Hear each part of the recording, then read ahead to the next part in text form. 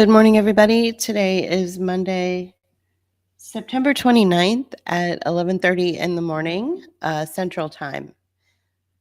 Today I'm going to read a piece that I wrote last week. It's pretty short, but hopefully it packs a punch and hopefully you get something out of it. I will publish it on the Substack site and I might publish it on my personal Medium blog page if I feel like it. I haven't decided if I want to do that yet. Um, so I'll read it first and then it'll be published separately as a written piece once I'm done with this live stream. Let me make sure that I'm actually coming through loud and clear. Just want to check my levels right now. Obviously, I'm not on video. This is sort of a last minute thing. So I'm just going to keep it to audio. All right. It looks like, looks like I'm doing good. Okay. So this is going to be called Rethinking the American Drama. It may be a working title, but for now, that's what I'm going to call it. Okay, so The Wrong Stage, Rethinking the American Drama. In the grand theater of American politics, our attention has been fixed on the leading man of the moment. Every psychological trick, every vindictive impulse, and every compulsive lie of Donald Trump or any leaders lifted up has been dissected as though it explained away the entirety of our national crisis. But what if we're watching the wrong performance entirely? What if the Oval Office and the United States government and its agency henchmen are not the main stage, but only a distraction from the deeper structural transformation of American power? The real drama is not one man's psychology or an agency's seeming influence, but a mutation of governance itself, so profound that it is reshaping what democracy even means in the 21st century. For instance, it's a symptom, not a cause. The media, bound by its obsession with personalities and parties, often treats Trump with, or any popular iconic figure. Sorry, I'm trying to do something else. Okay, the media, bound by its obsession with personalities and parties, often treats Trump or any popular iconic figure that they've lifted up as iconic or controversial as the sole architect of democratic collapse. But this fixation distorts reality. Just as it would be absurd to explain the end of feudalism through a single psyche, it is misleading to reduce America's upheaval to specific idiosyncrasies. Trump, for instance, is a symptom, a figure whose instincts fit the needs of a moment marked by technological revolution, geopolitical rebalancing, and domestic turmoil. His rise coincided with the Republican Party's exhaustion of its older logic, and his volatility now accelerates structural transformations already underway. The critical question is not whether Trump is destroying democracy by force of will, but whether democracy, as constructed in the mid-20th century, can survive the collision between aging political institutions and the economic realities of the 21st century. A declining superpower. For decades, America's state apparatus balanced dual obligations, serving its citizens and managing global capitalism. Since World War II, U.S. power rested on controlling the flow of essential resources, most notably oil, and on maintaining dollar supremacy. But these pillars are eroding. China is building a new ecological and technological order centered not on oil but renewable energy and the rare minerals it dominates. Its control over battery resources and supply chains exposes America's vulnerabilities. At the same time, efforts to internationalize digital currency threaten the dollar's supremacy, a supremacy that once allowed Washington to accumulate debt with little consequence. The United States now faces an unfamiliar reality. It no longer monopolizes technological leadership, nor can it dictate global economic terms with the same authority. Enter Silicon Valley, America's East India Company.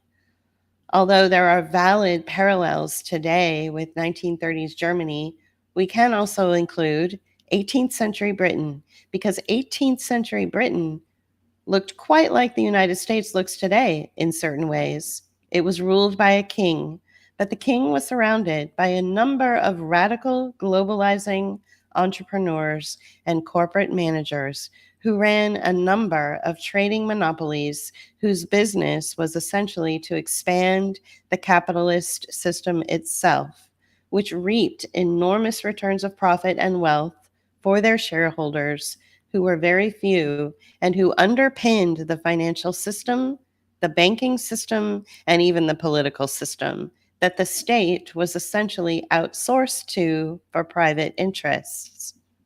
Sound familiar? When trying to understand what's going on in the United States today, we can see it in the 1760s and 1770s when the East India Company, which 25% of British MPs were shareholders in, and which had a market capitalization in the many trillions of contemporary dollars, went bankrupt. Its share price crashed. Businesses in India were suddenly subjected to catastrophic forces, and the British state faced a dilemma. Should it save the company or should it save the state? And it chose to save the company. This was achieved by essentially asking American taxpayers to bail the company out. This was one of the factors that led to the American Revolution and the loss of the American colonies to the British Crown. Many people today might think that it wasn't really a big disaster. America became independent anyway. So what? But as far as Britain was concerned in the 1760s, politicians and leaders decided to gamble the state and lost it in order to save a company. We are seeing the same thing happening today. We've lost our republic in the most meaningful sense to Silicon Valley. As Washington sputters, Silicon Valley rises. In the past, the automobile industry, for example, simply advanced a domestic economy by providing strong factory jobs. But present day tech giants wield global influence comparable to 18th century trading monopolies. Their reach is military, economic, and political. They command satellite networks, hijack and store vast amounts of personal data, and increasingly operate like geopolitical actors in their own right. And unlike the auto industry, the tech industry is at the forefront of the digital ID, a sort of thingification of the human race. Just as the British East India Company once bankrolled and destabilized the empire, Silicon Valley companies now rival the US government itself, and their goal seems to topple it as well. Countries send emissaries to negotiate with them. They build infrastructures of propaganda and financial tools that bypass the nation state. And unlike the industrial giants of the mid 20th century, they are not tethered to the well being of American labor or democracy. A strong labor force and jobs that command a skill undermine their bottom lines financially and get in the way of Silicon Valley's ultimate goal, a feudalistic caste system with a foundation of technocratic authoritarianism. This raises a stark question. If the US government mortgages its power to Peter Thiel, for instance, and any member of the Silicon Valley mob apparatus, whose loyalty lie in global networks, destruction of the working class and middle class, rather than national stability based on a market economy, how will the constitutional republic survive at all? So the wealth gap as a political schism, it's an uncoupling. The widening gulf between the ultra wealthy and ordinary citizens is not simply about uneven riches. It reflects two separate economies. The very rich profit from hedge funds, real estate, and global financial instruments such as NGOs. Their growth is decoupled from the lives of ordinary workers whose wages have stagnated for decades. This uncoupling erodes a republic and is why you might hear the term national divorce shared around your social media pages. Right now, the term is deployed out as an idea that the alleged left and right citizens of the country can no longer live together in harmony, so they must entertain the idea of a permanent separation. But in honesty, this conversation of a national divorce is really about stating the uncoupling of the wealthy from the rest of us. If you take the criticism of Israel and how the United States seems to be influenced by Zionism or the other way around, most of the citizenry outside of influences like Ben Shapiro share the same values, whether they come from the left or the right or conservative or liberal. This newfound mass thought where we are all on the same page about the issue of genocide of a small nation is uncoupled from the wealthy who benefit from that genocide.